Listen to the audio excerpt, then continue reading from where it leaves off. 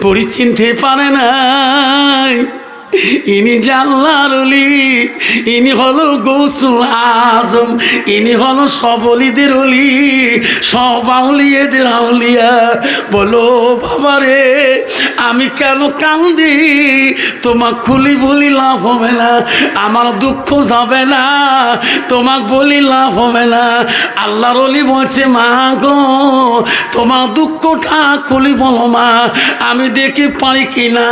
কইছে রে বেটা একটা সন্তান আল্লাহ দিয়েছিল, আমার অনুগত্যে ছিল, আমার কথার অমান্য কোনো দিনও করে নাই।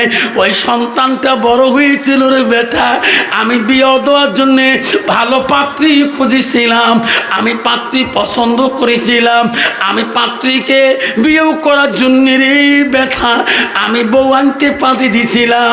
এই বেটা বিয়ে করে যাবার দিন এই নদী দিয়ে পার হয়ে যায়, আর যখন বিয়ে করি ফিরে আসে এই নদীতে ওই দাড়ি মাঝি সহকারে নৌকা চড়িয়া যখন নদীর মাঝখানে আসছিল ঝড় তুপে রে আমার সন্তান আর পারি যায় নাই, এই নদীর মাঝখানে মারা গিয়েছিল।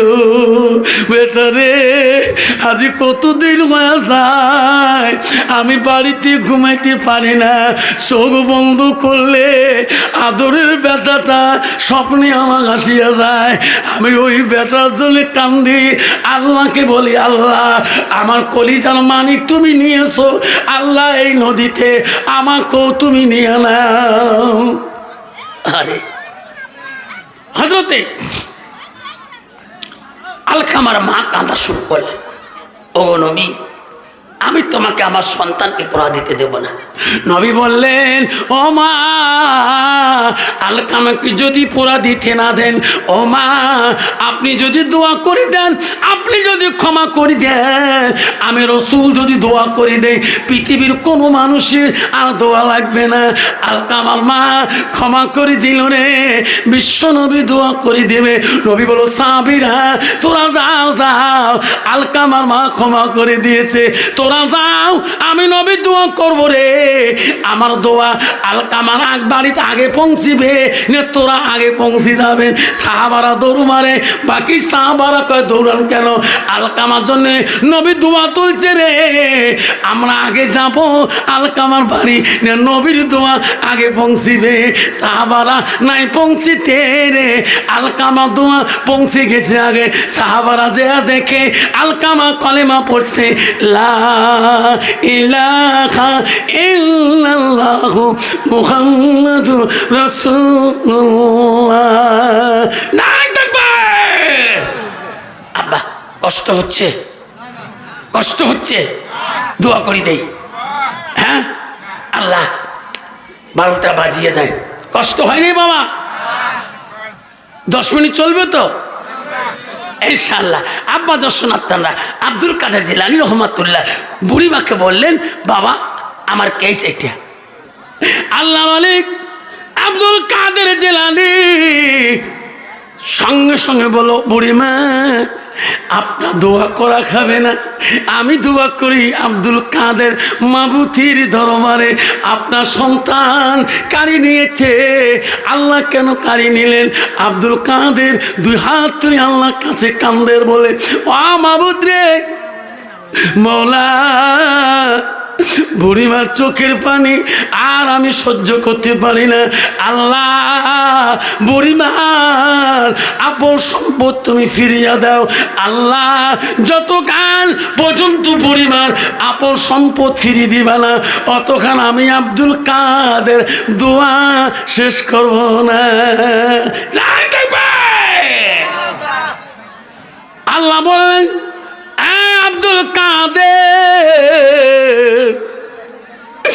এই দোয়া কবুল করা সম্ভব না। আব্দুল কাদের রে এই দোয়া কবুল করো সম্ভব না।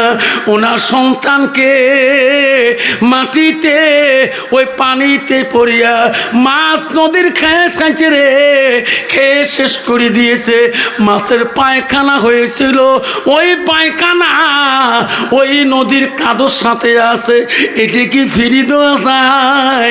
আব্দুল কাদের বলছে, আল্লাহ তুমি না নিজেই বলেছ, আল্লাহ যে মাটির বানাবো সেই মাটিতে রাখাবো, আবার সেই মাটি থেকে কোটি কোটি বছর হইল আমি আল্লাহ আবার পুনরুদ্ধার করব। আল্লাহ এটা তো তোর কথা, আল্লাহ এটা তো মিথ্যা নয়। আল্লাহ বুড়িমার সন্তান তো কোটি কোটি বছর হয় নাই, লাখো লাখো বছর হয় নাই। আল্লাহ তুমি যদি এত বছর কোটি বছর পরে বান্দাকে জিন্দা করতে পারো, তাহলে কয়েকদিনের মধ্যে তোর বান্দা কেন জিন্দা করতে পারো না? যেরকম সুবহান। আব্বাজান আমার শোনার জানা, আব্দুল কাদের দোয়া শুরু করলেন। আব্দুল কাদের ওলি পৃথিবীর সব অলিদের অলি, সব আউলিয়াদের আউলিয়া। মা বোনেরা, আম্মারা, ওরও ভাটির গা মা বোনেরা, এখনো তোমার পেরত থেকে আল্লাহর অলি আসবে, এখনো তোমার পেরত গিয়ে মৌলানা আসবে, মুফতি আসবে, মুহাদ্দিস আসবে, কারি আসবে, হাফেজ আসবে, বিখ্যাত কারি আসবে, মাস্টার আসবে, ইঞ্জিনিয়ার আসবে, ডাক্তার আসবে, সব আসবে। কিন্তু তুমি তোমার হতে হবে সৎ, তোমার হতে হবে আসছে না। কিন্তু মা বোনেরা, এইরকম বিপর্দায় চললে, এইরকম নিজের চেহারাকে পর পুরুষকে দেখাইলে মা তোমার পেরত থেকে আল্লাহর অলি আসবে না, ওলামাদিন আসবে না, হাফেজকারী পয়দা হবে না। সেই জন্য মা আল্লাহ তোমাদেরকে পর্দা করাটা ফরজ করে দিয়েছে। আমার পর্দা করাটা সুন্নত না, নফল না। নামাজ যেমন ফরজ, তোমাদের পর্দা করাটা আল্লাহ ফরজ করেছে। কত মা বোন আছে শোনা, এখনো ধুপড়িতে যায়, পালে মাঝে মাঝে রাস্তার মধ্যে মাথার কাপড় ফেলি দিয়ে যায়। ওই বুদ্ধি কোষ মনটাকে ধুপড়ি উন্দিয়ে মাথায় বেড়ান, উনিও কোষ সাথে এদিকে মুন্সি গালা আসাতে, এদিকে হাফেজ গুলা গালা আসাতে বউ কোষ এর জন্য উন্দিয়ে বেড়া পাইনি। কোষ মনটা কত আতলায়, ঠিক না বেটি? বাবারা, আমার মা বোনেরা, আমার আব্বারা, খবরদার কমপক্ষে নিজের বিবিগুলাকে পর্দায় রাখবো ইনশাল্লাহ। রাজি আছেন? পর্দা রাখবো ইনশাল্লাহ। হ্যাঁ, আর নিজে 5 ওয়াক্ত নামাজ পড়বো। রাজি আছেন? রাজি আছেন? আল্লাহ রসুল বলছিলেন যে মুমিনের জন্য 10টা দাইনি সুন্নত। কয়টা? যেরকম কয়টা? নাবির উপর থেকে 5টা, আর নাবির নিচেই 5টা। তো হুজুর উপরে একটা দাইনি সুন্নতের কথা বলেন তো। রসুল বলছেন ইম্মা জিম্মা রফরা, তুমি 3 তরিকায় 1 তরিকায় মাথার চুল রাখো। কন্ত বাবা, বর্তমান যুগে এই সমাজের মধ্যে যুবকদের কোনো চুলের তরিকা আছে? আছে নাই? এদিও কাটে গোড়ায় মাথার উপরে খাবড়ি, মাইও গোটাটা মাইও, এই ফিটে মাথা দিয়ে যান, মনে করো যে মাইও ওটা যায়। আছে না নাই? কি যে প্যান্ট কিনে রে বাপ, মোর মাথা কাম করে না। এমন প্যান্ট পেনে 5 প্যাকেট রংপুর গোটা দেওয়া যায়, ঠিক না বেঠি? বাবা কেন ওই ছেলেটা এইরকম অবস্থা হয়েছে? বাবা এই শোনা না, এই যুবকরা খবরদার, তোরা যদি পরিবর্তন সমাজে হইতে চান, আব্বারে 2 ঘন্টা ফেসবুক না চলিয়া, 2 ঘন্টা তোমরা লাইভ না করিয়ে, 1 ঘন্টা ইউটিউব না চ্যানেল চেষ্টা না করিয়ে, তুমি 1টা ঘন্টা তুমি মাগরিবের নামাজের পরে তোমার মসজিদে ইমাম সাহেবের কাছে দেয়া আল্লাহর কোরআনটা পড়া শেখো। এই ছেলেটা যদি কোরআন পড়া জানতো গো, ওই ছেলেটা কোনোদিন ওই চুল রাখতো না। আমার রসুল বলল, তোরা অপ্রয়োজনীয় শরীরের রোম গায়ে রাখিও না। 40 দিন আগে তোমার অপ্রয়োজনীয় শরীরের রোমগুলো ফেলে দিতে হবে। কত যুবক আছে রে বাবা, 40 দিনকে 40 মাস যায়, 4 মাস 5 মাস যায়, 7 মাস যায়, তবু কাকের তালি চুল কাটে না। কাকের তালি বাবার এই গরমের দিনে একবার যদি তোলে রে বাবা, মনে করো যে হিমালয় সাগর কেন ওঠি। ঠিক না বেটি? ঠিক না বেঠে? নাকের তালি চুল যদি এই অবস্থা হয়, বাকি চুলের অবস্থা বোঝায় ঢাকা আছে। যখন ঠিক না ঠিক খবরদার রে যুবক, জান্নাত যদি যেতে চান রে যুবক, একটা ঘন্টার জন্য আল্লাহ রসুল বলল, মান সালাকা তারিকান ইলতামিসু ফিল মান।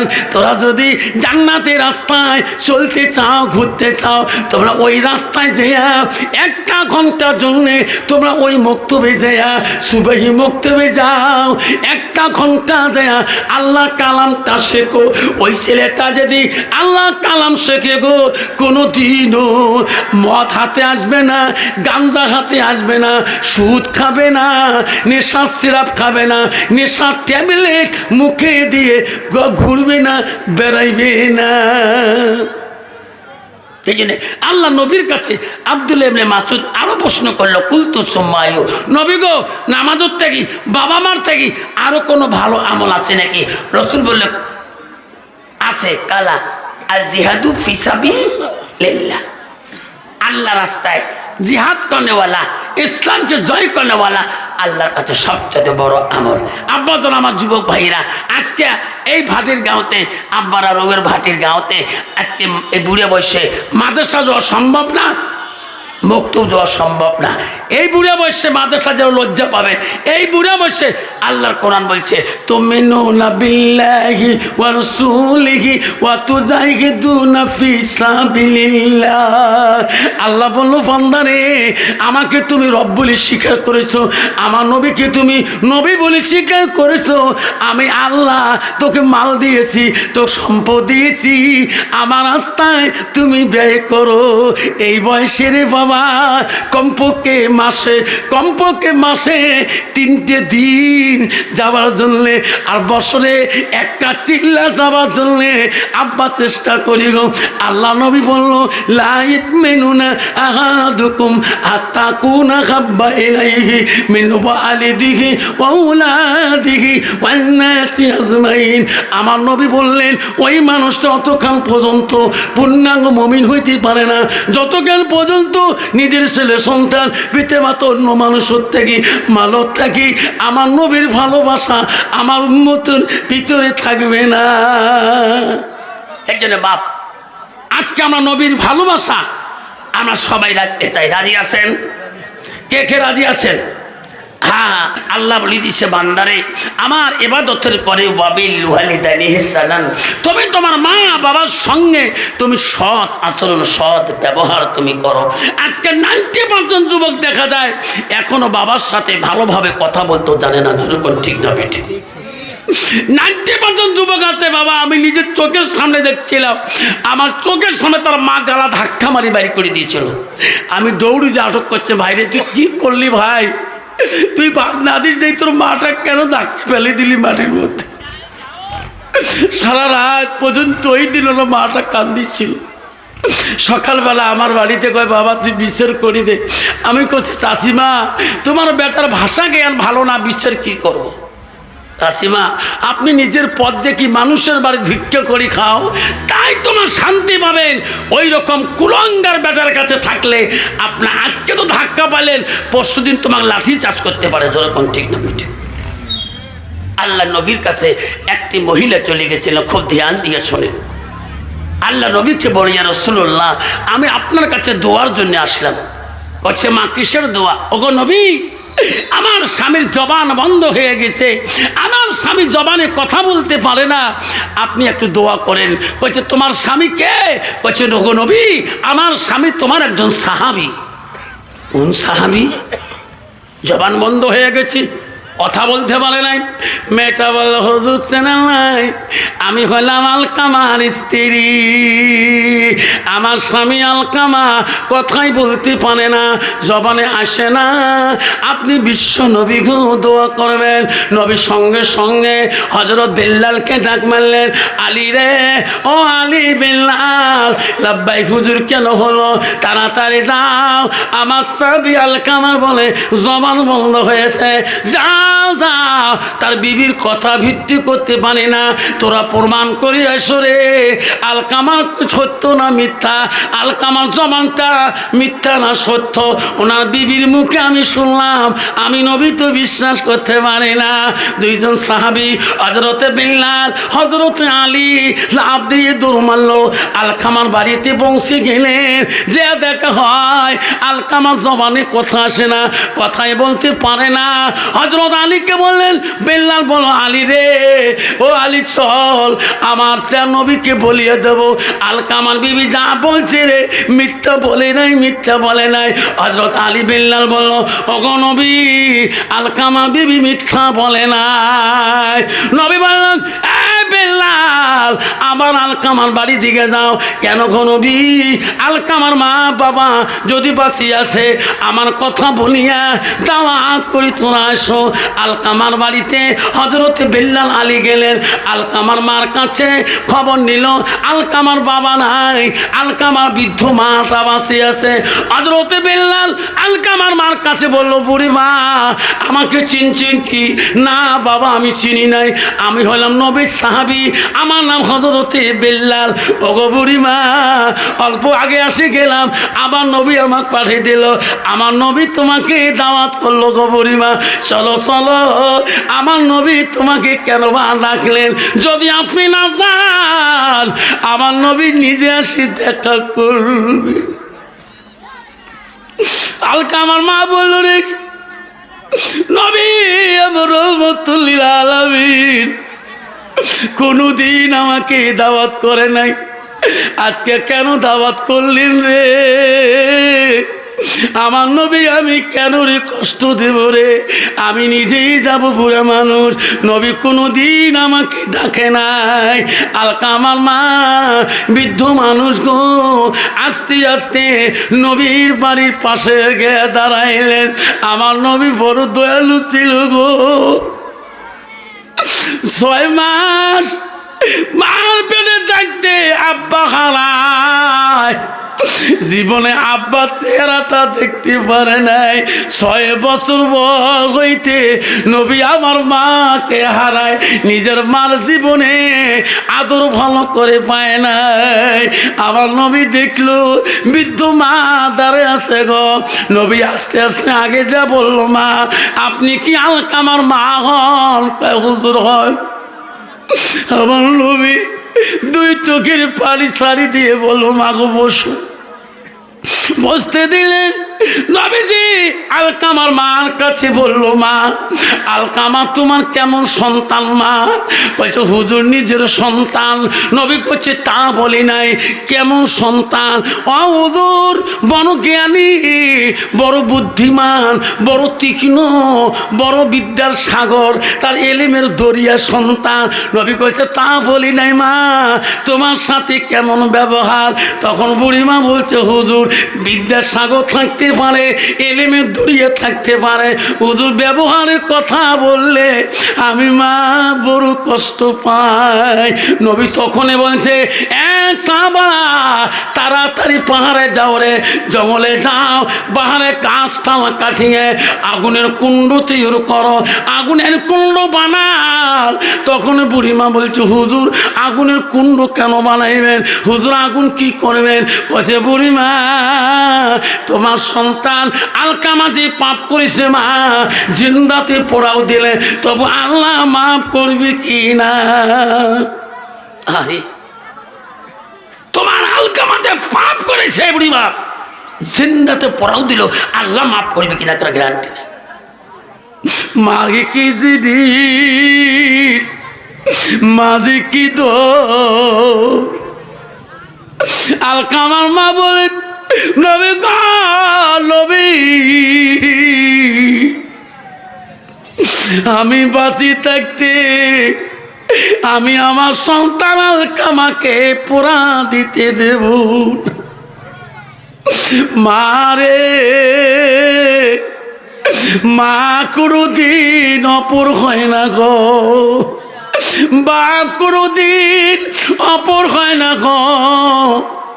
তুমি যদি খাইতে পারো মাক ছাড়ি বাবাক ছাড়ি, যেদিন তোমার পুলিশ আসি হ্যান্ডকাপ লাগাইবে ওদিন তোর বউ যাবে না, তোর মা দৌড়ি দেয়া ওই ওসি সাহেবের পা ধরবে, ওই দারগা বাবুর হাত ধরবে তোমার বাবা। ও গো দারগা বাবু, আমার সন্তান কি অপরাধ করেছে নিয়ে জানলা, ওদিন তোমার মা দারগার পা ধরে কানবে রে সোনা, ওই দিন তোর বিবি আর আগে যাবে না। তাই তো আজকে সমাজের মধ্যে তোর মা পথের ভিখারি হয়ে গেছে, তোর বাপ পথের ভিখারি, তুমি তিনতলায় নাচি এসি রুম হাওয়া খাও। জান্নাত এত সহজ, জান্নাত এত কাছে, অত সহজ না জান্নাত, অত জান্নাত সহজ না।